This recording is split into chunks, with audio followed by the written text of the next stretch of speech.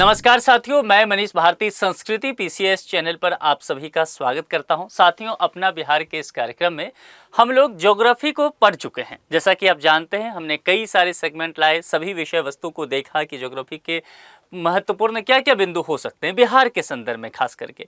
आज से हम लोग जो है इतिहास की शुरुआत करने वाले हैं और बिहार के इतिहास की बात करेंगे। तो सबसे पहले हमें जो लगा कि सबसे पहले हम जो शुरुआत करें वह इस बात से कि बिहार के प्राचीन इतिहास को यदि समझना है आपको, तो समझने के लिए क्या क्या रिसोर्सेज होने चाहिए, क्या स्रोत होने चाहिए। पहली बात तो यही है। तो हम सबसे पहले उस चीज को देखेंगे, क्योंकि देखिए बिहार की जो धरती रही है, बिहार में अगर देखेंगे चाहे वो भोजपुर वाला बेल्ट आपको दिखे, चाहे मगध वाला बेल्ट आपको दिखे, या फिर मिथिला का क्षेत्र दिखे, काफी ऐतिहासिक और पौराणिक क्षेत्र रहा है। कहते हैं कि अगर भारत के इतिहास से बिहार के इतिहास को निकाल दिया जाए तो भारत के पास इतिहास के बहुत कम ही अंश बचेगा। यानी कि बिहार का इतिहास जो है वो महिमामयी रहा है। ठीक है, इसीलिए जरा विस्तार से हम चीजों को लेकर के बात करेंगे। इसके बाद राजवंश को लेकर के बात करूंगा। जैसा कि आप जानते हैं, कई धर्मों की जन्मस्थली जो है वह बिहार ही रहा है, तो उन चीजों को लेकर के भी हम विस्तार से चर्चा करेंगे। लेकिन सबसे पहले लेक्चर में हम लोग क्या चर्चा करने वाले हैं, यह समझने की कोशिश करेंगे कि बिहार के इतिहास का अध्ययन तो करेंगे, लेकिन अध्ययन करने के लिए हमारे पास क्या स्रोत है, रिसोर्सेज क्या है, जरा उसको हम लोग समझने की कोशिश करेंगे। देखिए, बिहार के इतिहास की जब बात आप करेंगे, स्रोत की बात करेंगे, तो उसमें दो चीजों को लेकर के देखते हैं इतिहास समझने को लेकर। एक तो हम पुरातात्विक साक्ष्य देखते हैं, एविडेंस जो हम बात करते हैं ना, और दूसरा हम लिटरेचर को देखते हैं, साहित्यिक साक्ष्य की बात करते हैं। अब देखिए यहां पर ये जो लिखा हुआ है पुरातात्विक साक्ष्य, ये क्या है, इसको समझना पड़ेगा। तो यहां पर मैं एक शब्द लिखता हूं कि जो भौतिक पदार्थ हैं। अब देखिए, भौतिक पदार्थ जो मटेरियल होंगे या एलिमेंट हैं ऐसे जो कि भौतिक है, फिजिकल हैं, और ये जो है पुराने कालखंड के हैं, तो इनके विषय में क्या करना, अध्ययन करना। ठीक है, और इनके अध्ययन करके किस तरह से मानव प्रजाति जो है, मानव अपना रहन सहन कैसे चलाता था, उस समय के मनुष्य कैसे कार्य किया करते थे, इन सभी चीजों की जानकारी इकट्ठा कर लेना, यह जो है पुरातात्विक साक्ष्य के अंतर्गत आएगा। इसमें भी हम अलग अलग कालखंड बांट देंगे, वह आपको मैं बताऊंगा। जैसे कि पूरा पाषाण काल हम बात करेंगे, फिर हम मध्य पाषाण काल की बात करेंगे, नव पाषाण काल में बात करूंगा, ताम पाषाण काल की चर्चा करेंगे। ठीक है, यानी कि कुल मिलाकर के देखिए, इसमें मेरा मोटो इतना है, बहुत विस्तार से हम चीजों को नहीं देख रहे होंगे, लेकिन मैं इतना बता दूंगा कि नव पाषाण काल में अवशेष क्या क्या रहा, क्योंकि हर समय कालखंड में कुछ अवशेष देखने को मिलेगा, किस स्थान पर क्या चीज पाया गया है, बिहार से संबंधित क्या स्थान है, क्योंकि यही प्रश्न में पूछा जाता है। तो जो प्रश्न में पूछा जाता है, PYQ previous year question paper को मैंने देखा है, उसके आधार पर ही हम लेक्चर को लेकर के आगे बढ़ेंगे। जैसा मैंने कहा, बिहार का इतिहास जो है काफी महिमामयी रहा है और सारगर्भित इतिहास रहा है। तो बहुत सारी चीजें हैं, हमें उतने पढ़ने की आवश्यकता नहीं है। इतिहास तो हमें समझना नहीं है ना, ना ही इतिहासकार बनना है, हमें एग्जाम क्वालिफाई करना है। तो एग्जाम क्वालिफाई करने के लिए सबसे अच्छा तरीका क्या है कि बीपीएससी में इतिहास को, सिलेबस को देखिए, उसमें सबसे पहले सिलेबस और उसके आधार पर पीवाईक्यू प्रीवियस ईयर क्वेश्चन के कहां से कैसे प्रश्न आ रहे हैं उसके हिसाब से पढ़ते चल रहा है हमें। ठीक है, तो सबसे पहले यहां पर चीजें आपको समझ में आ गया कि पुरातात्विक साक्ष्य का मतलब क्या हुआ, कि कुछ ऐसे भौतिक तत्व होंगे, उसके आधार पर उस समय जो मानव रहते होंगे आज से हजारों साल पहले, तो उनके विषयों में जानकारी हमें प्राप्त करना है। ठीक है, कि उनका रहन सहन कैसा होता था। अब ये भौतिक पदार्थ में क्या हो सकता है, जैसे कि मैंने कहा कि कई कालखंड की, पूरा पाषाण काल की अगर मान लीजिए बात करें, तो हम देखेंगे ना कि पत्थर से बनने वाले क्या औजार हो सकते थे, उस समय के चाकू कैसे, खुरपी होता था ना, जिससे कृषि के कार्य किए जाते थे मानव के द्वारा।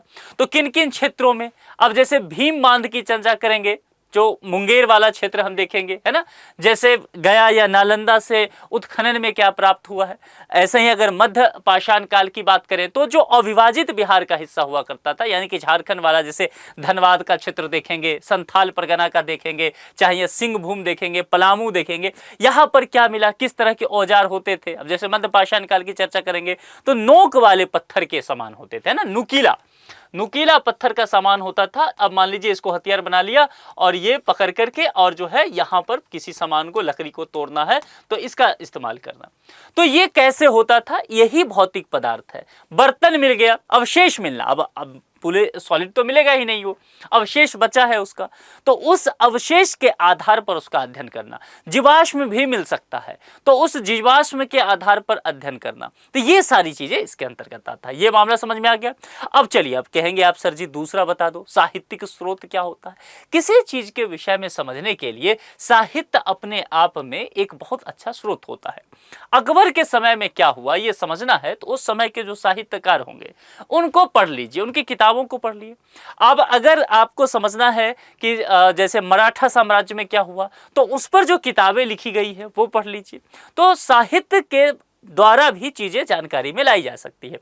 जैसे कि मैंने एक जगह पढ़ा था, उसमें था कि स्वतंत्रता संग्राम में जितने भी काम किए गए, जितने भी लिटरेचर उस समय से हैं, सबको खत्म अगर कर दिया जाए, लेकिन प्रेमचंद जो लिखे हैं, हिंदी साहित्यकार रहे हैं, मूर्धन्य साहित्यकार हिंदी साहित्य के, तो प्रेमचंद्र के जो कुछ नॉवेल हैं केवल उसी को बचा लिया जाए तो इससे यह समझ में आ जाएगा कि स्वतंत्रता आंदोलन का चरण कैसा रहा। अब मामला समझ में आ गया। क्योंकि प्रेमचंद जो शुरुआती समय में लिखा करते थे वह आदर्शवाद और बाद में जो है यथार्थवाद पे आ गए। कुल मिलाकर के गांधी का प्रभाव देखिए यहाँ पर देखने को मिला। तो कहने का मतलब है साहित्य से आप समय की जानकारी प्राप्त कर सकते हैं। इसी तरह अगर देखेंगे यहाँ पर प्राचीन इतिहास बिहार का देखेंगे तो साहित्यिक स्रोत की आपको जानकारी लेना पड़ेगा। अब चाहे वो शतपथ ब्राह्मण के माध्यम से हो जिसमें आर्य सभ्यता के विषय में बताया गया है, अथर्ववेद हो जाए या फिर पंचविंश ब्राह्मण के हिसाब से अगर आप देखेंगे। इसके अलावा ऋग्वेद की चर्चा हम लोग करेंगे कि ऋग्वेद में आखिर किकैत की चर्चा किया गया है। तो किकैत क्या है? अछूत इससे कहा जाता है। तो अछूत प्रजाति उस समय के हिसाब से क्या हुआ करता था। इसके अलावा बहुत सारे धार्मिक ग्रंथ में हम लोग रामायण की चर्चा कर लेंगे, पुराण की भी चर्चा करेंगे, महाभारत की चर्चा करे बिना कैसे काम चल सकता है। इन सब चीजों के माध्यम से आप देखेंगे बिहार की सामाजिक, सांस्कृतिक और राजनीतिक स्थिति का हमें पता चल जाएगा। ये सब साहित्यिक स्रोत में बता रहा हूं। अब मैंने आपसे क्या कहा था कि बिहार एक ऐसी भूमि रही है दोस्तों कि बिहार में अनेक धर्मों का जन्म हुआ है या फिर पोषण हुआ है। मामला समझ में आ रहा है? जैसे कि मैं आपको उदाहरण के तौर पर बताऊं, जैन धर्म को ले लीजिए, वैशाली में आगे बढ़ा वो। बौद्ध धर्म शुरुआत हुआ, भगवान बुद्ध को वहां पर बोध गया में ज्ञान की प्राप्ति हुई। सिख धर्म के खालसा पंथ के 10वें गुरु अगर सिख धर्म के कहें, गुरु गोविंद साहब, तो उनका जन्मस्थली पटना रहा है। कहने का तात्पर्य है ये सारी चीजें फिर साहित्य से पता चलेगा। जैसे कि मान लीजिए मैं एक उदाहरण के तौर पे अभी बताता हूं, जैन साहित्य के विषय में जानना है तो अगर मान लीजिए भद्रबाहु का कल्पसूत्र अगर आप पढ़ते हैं या फिर जैन साहित्य एवं भारतीय इतिहास करके या भारतीय समाज करके एक बुक आता है, जैसे कि आप बौद्ध साहित्य पढ़ लेते हैं, जैसे कि सुत्त पिटक पढ़ते हैं, तो उस समय किस तरह के महाजनपद वगैरह की बातें हैं वो आपको समझ में आने लग जाएगा। तो साहित्य के माध्यम से राजनीति भी आप समझ रहे हैं और आप उस समय के सामाजिक सांस्कृतिक स्थिति को समझ रहे हैं। हेनसांग की मान लीजिए भारत यात्रा आप पढ़ते हैं तो फिर राजा हर्ष के दरबार में नालंदा में किस तरह से मठों का वर्णन किया गया है इसको आप बहुत अच्छे समझ सकते हैं। अब ये कब है? तो 637 ईस्वी की बात है। 637 ईस्वी यात्रा वृत्तांत से आप ये सब चीजें पढ़ रहे हैं। मामला समझ में आ रहा है? तो कुल मिलाकर के मेरा कहने का तात्पर्य इतने सारे उदाहरण दिया कि आप सबसे पहले मेरे ध्येय को समझ जाइए कि मैं किस दिशा में लेक्चर को आगे लेकर के चलने वाला हूं। देखिए मैं खुद बहुत मेहनत करके आता हूं आपको लेक्चर पढ़ाने के लिए, इसलिए मैं आपसे उम्मीद करूंगा कि अगर आप मेरे ऑडियंस हैं तो आपको मेहनत करके पढ़ना चाहिए। ठीक है, चीजों की सही जानकारी लेकर के आइए और फिर उस हिसाब से डिबेट कीजिए तो पढ़ने में मजा भी आएगा। तो जैसा कि हमने पहले भी कहा, ज्योग्राफी खत्म, इतिहास की शुरुआत, और यहां से ये दो आधार पर अब बातों को हम लोग लेकर के आगे चलेंगे। तो पुरातात्विक साक्ष्य बारी बारी से देखते हैं क्रम के आधार पर। पहले हम पुरातात्विक साक्ष्य की बात करेंगे। तो पहले बता दिया भौतिक पदार्थ का अध्ययन करना। ठीक है, भौतिक पदार्थ में कुल्हाड़ी हो सकता है, पत्थर के बने औजार हो सकते हैं, बर्तन हो सकता है, जीवाश्म भी हो सकता है। इन सब के आधार पर मानव के विषय में, मानव के उस वक्त के समाज संस्कृति की क्या पहचान था, किस तरह के रहन सहन थे, इन सब चीजों का अध्ययन करना। इतना मामला समझ में आ गया। अब इसको मैं क्या कर रहा हूं कि 4 भागों में बांट दिया गया है, तो मैं 4 भागों में अलग अलग तरीके से आपको पढ़ाऊंगा। सीधा हम सबसे पहले चलेंगे पूरा पाषाण काल। बहुत विस्तार में हमें जाने की आवश्यकता नहीं है, क्योंकि प्रश्न जो पूछा जाता है उसका अपना नेचर होता है कि भाई पूरा पाषाण काल में किस तरह के हथियार मिलते थे, किस जगह पे पाया जाता है, ये सब चीजें आप हमें बता दीजिए। जब भी पूरा पाषाण काल की बात किया जाएगा और बिहार के संदर्भ में बात किया जाएगा, तो आपको मगध वाले क्षेत्र में चलना पड़ेगा। अब आप कहेंगे मगध वाला क्षेत्र किधर पड़ता है, तो मगध वाला क्षेत्र कहने का तात्पर्य हो गया जो आज का गया है, जो आज का बौद्ध गया है, जो आज का नालंदा है, जो आज का राजगीर है, जो आज का पटना है, उस समय का पाटलिपुत्र हुआ करता था, नवादा वाला हिस्सा है, ये सब जगह जो है चलना पड़ेगा। देखिए, तो यहां पर अगर आप देखेंगे तो उस कालखंड में, पूरा पाषाण काल में, इसमें समय में जो भौतिक अवशेष कुछ प्राप्त हुए, उसमें पत्थरों का इस्तेमाल किया गया, यानी कि जो भी हथियार बनाए गए पत्थर के इस्तेमाल से बनाए गए। इतनी बातें तो हमें समझ में आ गया। अब जैसे कुल्हाड़ी आज के समय का देखते हैं तो क्या होता है, उसमें आयरन लगा हुआ होता है ना, लोहा लगा हुआ होता है, और उसे फिर घिस घिस के नुकीला बनाया जाता है, ताकि ऐसा ही लगभग तो रहता है कुल्हाड़ी। आज का भी कुल्हाड़ी देखेंगे तो कुल मिलाकर के ऐसा ही तो रहेगा, नुकीला इस तरह से चीजें बनाए रहेगा, ठीक है, और बहुत शार्प रहेगा ताकि आप चीजों को, लकड़ी को फाड़ा जा सके, यह चीजें होता है। उस समय का देखेंगे तो क्या है, यहां एक नुकीला पत्थर लगा दिया गया है। देखिए, पत्थर है जिसमें नोक है और ये लकड़ी का डंडा है ना, इसको यहां पर बांध दिया गया ताकि खुले न, और फिर जो है किसी चीज पे उसे मारिए, यहां पकड़ लिया हैंडल और उसको मारा तो उससे काम बन गया, जलावन की लकड़ी तैयार हो गया। पशुओं पर भी हमला किया जा सकता है क्योंकि शिकार करना है। तो ये सब चीजें जो है पूरा पाषाण काल में मिलने लगा कि पत्थर की कुल्हाड़ी जो है उसके फाल देखे गए, खुरपी देखा गया। खुरपी समझते हैं ना, छोटा सा एक औजार होता है। अब मैं उतना बड़ा अच्छा मतलब पेंटिंग में मैं हूं नहीं। खुरपी एक ऐसा औजार रहता है जो आगे चल के एक डंडी सा ऐसा बना रहता है, ऐसे पकड़ने वाला रहता है, इसे पकड़ के और मिट्टी की खुदाई इससे आप कर सकते हैं। एग्रीकल्चर के काम में ये आता है। चाकू जैसे बात हुआ, तो चाकू की समझ जैसे आजकल हम लोग इस्तेमाल करते हैं सब्जी काटने में, वैसे तो नहीं, लेकिन हाँ वो फेंक करके शिकार मारने में काम आता था, या नजदीक कोई जानवर आ जाए तो नजदीक में शिकार करने के काम चाकू आता था। तो ये सब चीजें जो है उस समय देखा गया। अब देखिए, दूसरा पूछा जाएगा, हमने जब प्रकृति देख लिया औजार का, तब आपसे पूछा जाएगा कि जनाब ये बताइए कि वो औजार किस क्षेत्र में पाया जाता। तो हमने पहले भी कहा कि आपको गया नालंदा के क्षेत्र में चलना पड़ेगा, वहां जो उत्खनन हुआ है उससे, या फिर मुंगेर का जो भीम बांध वाला हिस्सा है वहां भी आपको मिलेगा। इसके अलावा जब ये चीजें हो जाएगा, पूरा पाषाण काल की हम चर्चा कर लेंगे, फिर हम मध्य पाषाण काल में चलेंगे। अब देखिए, यहां पर जब हम चर्चा कर रहे थे पूरा पाषाण काल की, तो हमने इस तरह के नुकीले पत्थर वाले हथियार देखे। अब यहां पर मध्य पाषाण काल की जब बात करेंगे, इस समय के जब हम अवशेष देखने की कोशिश करेंगे, तो हमें अब यहां पर थोड़ा सा डेवलपमेंट शुरू हो जाएगा।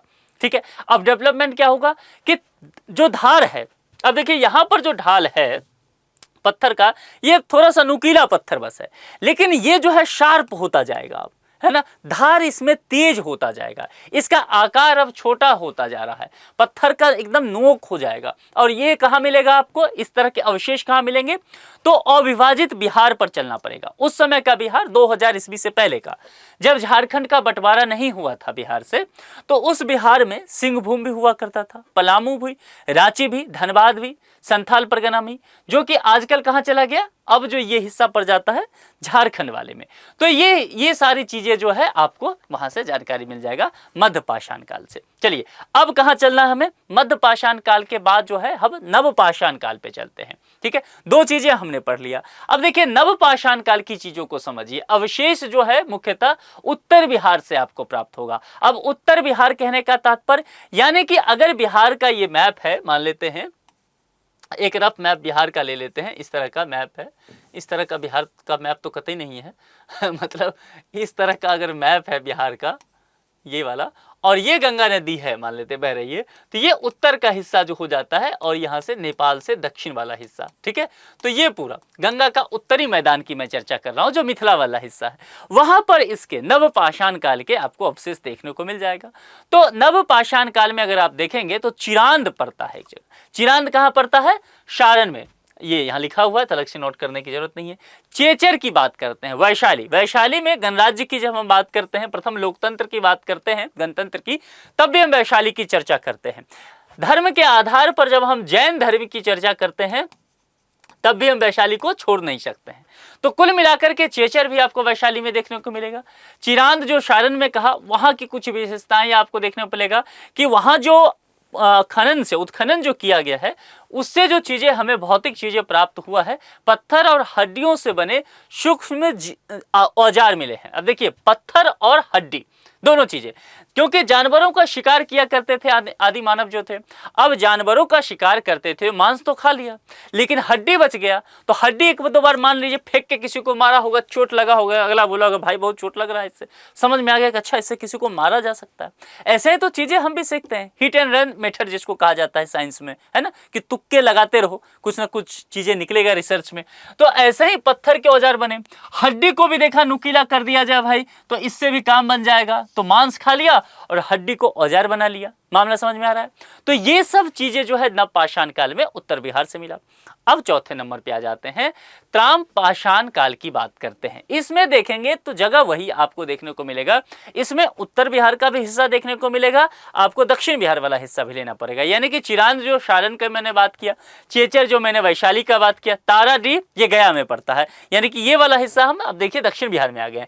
सासाराम जो है शनिवार, ये भी हम पहुंच गए कहां पर, दक्षिण वाले हिस्सा में पहुंच गए। उसके बाद सोनपुर गया ये भी, और मनेर पटना ये भी मगध, यानी कि यहां पर जो है मिथिला और मगध वाले हिस्से में आपको चलना पड़ेगा, तब ताम्रपाषाण काल के विषय में आप समझ पाएंगे। इसके अलावा और कहां से प्राप्त कर सकते हैं इतिहास के विषय में जानकारी, तो 6वीं शताब्दी ईसा पूर्व 80 खंभों वाले हॉल का भग्नावशेष है कुम्हरार पटना में।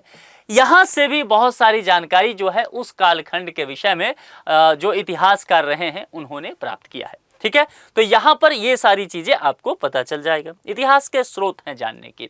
आगे देखते हैं और किस तरीके से प्राप्त कर सकते हैं। तो मौर्य की बात किया गया है, मौर्य के जो स्तंभ लेख हैं उससे चीजें पता चला है। इसमें 2-3 फैक्ट बस आपसे पूछेगा, जनरली जो पूछा जाता है, लोरिया नंदनगढ़ जो कि पश्चिम चंपारण में पड़ता है, वेस्ट चंपारण का हिस्सा, और लोरिया अरेराज ये कहां पड़ता है, पूर्वी चंपारण में, ईस्ट चंपारण के हिस्से में। तो कुल मिलाकर के आप देखिएगा, ये मिथिला वाला हिस्सा हो गया और ये जो है मगध वाला हिस्सा हो गया। और जब मौर्य स्तंभ लेख की बात करेंगे तो आपको सीधे चंपारण वाले हिस्से पर चलना पड़ेगा। इसके अलावा अगर आप गुप्तकालीन मुहर और सिक्के जो हैं गुप्त वंश के समय के, उससे भी बिहार के इतिहास के विषय में बहुत सारी चीजों की जानकारी मिला है। अब ये कहां प्राप्त किया गया है इसके अवशेष, तो वह वैशाली में। वैशाली कहां पर जाता है, यहां देखिए गंगा नदी के ठीक किनारे में। तो ये सारी चीजें आपको जानकारी रखना चाहिए, डिस्ट्रिक्ट के हिसाब से याद रखिएगा। ठीक है, इतनी चीजें है अगर आपके पास। मैंने पहले भी कहा बिहार का इतिहास अपने आप में बहुत विस्तृत है, तो बहुत सारी चीजें आपको बुक्स में पढ़ने को मिलेगा। एक ओवरव्यू मैं आपको दे देता हूं ताकि चीजों की सही समझ हो जाए आपको। ठीक है, अब यहां से जब हम आगे बढ़ जाते हैं पुरातात्विक स्रोत से, तो मैंने दूसरा क्या आपसे कहा था, हम साहित्यिक स्रोत का भी अध्ययन करेंगे कि क्या किसी साहित्य को पढ़ के, किसी लिटरेचर का अध्ययन करके बिहार के इतिहास के विषय में जान सकते हैं। जवाब है हाँ। चलिए तो बारी बारी से चीजों को देखते हैं। इसमें हम देखेंगे क्या, यात्रा वृत्तांत किसी का रहा है वह भी समझने की कोशिश करेंगे, धार्मिक जो ग्रंथ हैं उसको भी हम समझने की कोशिश करेंगे, ऐतिहासिक कुछ ग्रंथ हैं उसको भी समझने की कोशिश करेंगे। मामला समझ में आ रहा है? अलग अलग तरह के लिटरेचर के आधार पर बिहार के विषय में क्या जानकारी मिलता है, इन सब को देखते हैं। सबसे पहला नंबर किसका आ गया है, शतपथ ब्राह्मण। देखिए, आर्य सभ्यता गंगा के दोनों ओर फैला हुआ था, ये चीजें जो है शतपथ ब्राह्मण से पता चलता है आर्य सभ्यता को लेकर के। अब देखिए यहां पर जो चर्चा मैंने किया, ये जो मैंने कहा था कि गंगा नदी जो है यहां से एंट्री मारती है बक्सर के पास से, तकरीबन 12-13 डिस्ट्रिक्ट से होते हुए यह कटिहार के पास यहां निकलती है पश्चिम बंगाल में। तो यहां पर जो है शतपथ ब्राह्मण, उसमें कहा गया कि जो आर्य सभ्यता है, ठीक है, आर्यों के आगमन को लेकर के बहुत तरह के थ्योरीज हैं, इसको आप लोग जानते हैं तो आज डिस्कशन करने की उसमें आवश्यकता तो नहीं है। तो आर्य सभ्यता के विषय में इसमें लिखा हुआ है कि ये जो गंगा है, तो इस गंगा के दोनों तरफ जो है आर्य सभ्यता फैला हुआ है। अब मुझे आप बताइए, गंगा के दोनों तरफ आर्य सभ्यता अगर फैला हुआ है, इसके कहने का क्या तात्पर्य है कि मिथिला वाले हिस्से में भी आर्य देखे जाएंगे, मगध वाले हिस्से में भी और भोजपुर वाले भी हिस्से में ये आर्य जो है वह देखे जाएंगे। मामला समझ में आ रहा है? तो जाहिर सी बात है उसमें फिर खंड का, क्षेत्र का भी चर्चा आपको देखने को मिलेगा। इसके अलावा वेद आप जानते हैं 4 तरह का वेद होता है। ऋग्वेद की चर्चा हम पढ़ते हैं हम लोग, है ना। ऋग्वेद के अलावा जो है हम लोग अथर्ववेद पढ़ते हैं, सामवेद पढ़ते हैं, यजुर्वेद पढ़ते हैं। तो कुल मिलाकर के 4 वेद है। अब यहाँ पर जब हम वेद के हिसाब से भी चीजों को देखते हैं उसमें भी विहार की जानकारी आपको देखने को मिलेगा। अगर अथर्ववेद की बात करें और पंचशील ब्राह्मण की बात करें तो प्राचीन बिहार में जो तपस्वी होते थे और भटकने वाले जो तपस्वी होते थे, ध्यान रखिएगा, एक तपस्वी जाके तपस्या किए, एक तपस्वी जो भटक के भिक्षा लेकर के अपना जीवन यापन करते हैं और तपस्या करते हैं, है ना, साधु के रूप में जीवन यापन करते हैं। तो अथर्ववेद ने क्या कहा और पंचशील ब्राह्मण दोनों ने इस बात की पुष्टि किया है। जब इसके लिटरेचर को पढ़ा जाता है तो उससे समझ में आता है कि बिहार की चर्चा किया गया है प्राचीन बिहार को लेकर के, और कहा गया है कि बिहार में जो भटकने वाले तपस्वी हुआ करते थे उन्हें वत्यार्ष कहा जाता था। तो ये चीजें भी यहाँ से जानकारी देखने को साक्ष्य मिला है। अब अथर्ववेद के बारे में आगे बढ़ेंगे। ऋग्वेद की अगर चर्चा करेंगे तो ऋग्वेद में देखेंगे कि इस क्षेत्र में अछूत लोगों को किकैत कहा जाता था। शब्द पर ध्यान दीजिए, किकैत की चर्चा अछूत लोगों को कहा गया।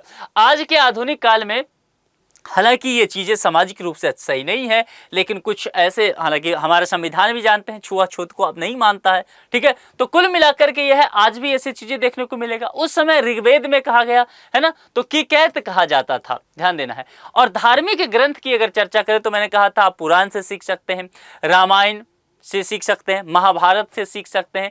उससे बिहार की जो सामाजिक, सांस्कृतिक और राजनीतिक स्थिति है ये सब आपको देखने को मिल जाएगा। इन सभी लिटरेचर में बिहार का चर्चा जो है वह विस्तार से किया गया है।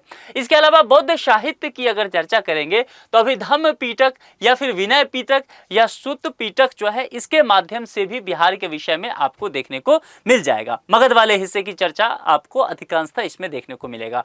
अगुतर निकाय की बात करेंगे तो अगुतर निकाय में महाजनपद की जो हम बात पढ़ते हैं, ये महाजनपद का उल्लेख जो है इसी लिटरेचर में हमें देखने को मिलता है। अब जैन साहित्य की बात कीजिए तो जैन साहित्य में जैसा मैंने कहा था कि चंद्रगुप्त मौर्य की चर्चा अगर करेंगे तो चंद्रगुप्त मौर्य का प्रारंभिक इतिहास जो है वह जैन साहित्य को पढ़ने के बाद में भी समझ में आ जाता है।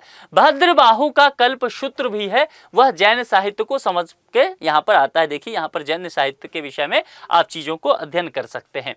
इसके अलावा यात्रा वृत्तांत को लेकर के मैंने कहा था कि हम उस पर भी एक नजर डालेंगे। यात्रा वृत्तांत में अगर देखेंगे तो फाहियान की जो भारत यात्रा रही तो फाहियान ने मगध का वर्णन किया कि मगध के समाज के लोग कैसे रहते हैं, वहाँ पर जो है राजशाही कैसे चलता है, जनता की क्या हालत हैं और किस तरह से धर्म की वहाँ पर स्थिति है, समाज की स्थिति है, नागरिक कैसे रहते हैं, ये सब चीज़ फाहियान की भारत यात्रा में देखने को मिल जाएगा। फाहियान कौन? तो चीन बौद्ध यात्री रहा जो कि भारत की यात्रा पर आया। इसके अलावा अगर आप हेनसांग की भारत यात्रा अगर देखेंगे तो हेनसांग ने राजा हर्ष के दरबार जो कि 637 ईस्वी में नालंदा के मठों का वर्णन किया है। इसमें भी मगध वाले हिस्से में जो हेनसांग में मुख्य रूप से आपको मगध और नालंदा विश्वविद्यालय की चर्चा आपको देखने को मिल जाएगा, ठीक है। और इतिसंग की भारत यात्रा अगर आप पढ़े तो इसमें चीनी यात्री इतिसंग जो है उसने नालंदा और उसके आसपास के जो क्षेत्र हैं उसका वर्णन किया है कि किस तरह से यहाँ पर बौद्ध धर्म के प्रचार हो रहे हैं,